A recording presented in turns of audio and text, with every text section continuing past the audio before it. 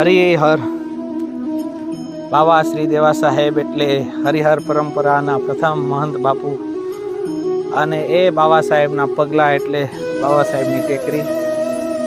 આવીએ આપણે સૌ દર્શન કરી અને બાબા સાહેબના ચરણોમાં વંદન કરીને આપણા જીવનને ધન્ય બનાવીએ.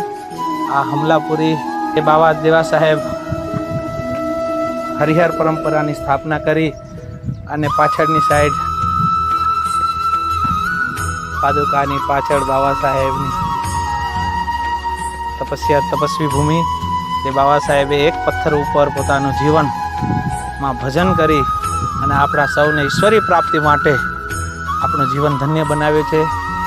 અને બાબા સાહેબની આ પુરી એટલે હમલાપુરી અને બાબા સાહેબની આ ચિંકી ગંગા જે પ્રગટ થયેલી ગંગા અને એ ગંગાનું મહાત્મય એટલે કે હમલા ગંગ ગોદાવરી હમલા હે હરિદ્વાર 68 તીર્થ નિત વસે ગુરુદેવા ને દરબાર. દેખી દીન દયા કરી જાની કરી કૃપા જન અપનો જાની જન વિહારી ગુરુ મહિમા ગાવે સગલ સંત को शिष्य नमावे देवा मेरी अर्जी एक सुनियो दे करी कान ने ऐसो कीजिए कृपा सिंधु भगवान वाणी वचन विलास ते नहीं पावे निज भेव व्याहारी वस्तु तो मिले कृपा करे गुरुदेव.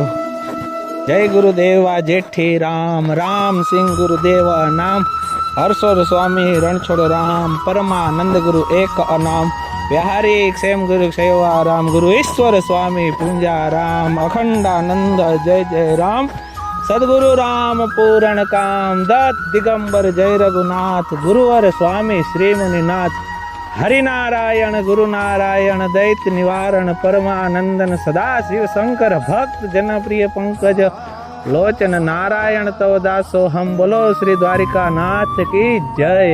बाबा देवा साहेबની તપોભૂમિ જે જીવન એમના જીવનની અંદર ગુરુ મહારાજની દીક્ષા લઈને અહીંયા તપ કર્યું, તપ કરીને આપણે જીવનને ધન્ય બનાવ્યું.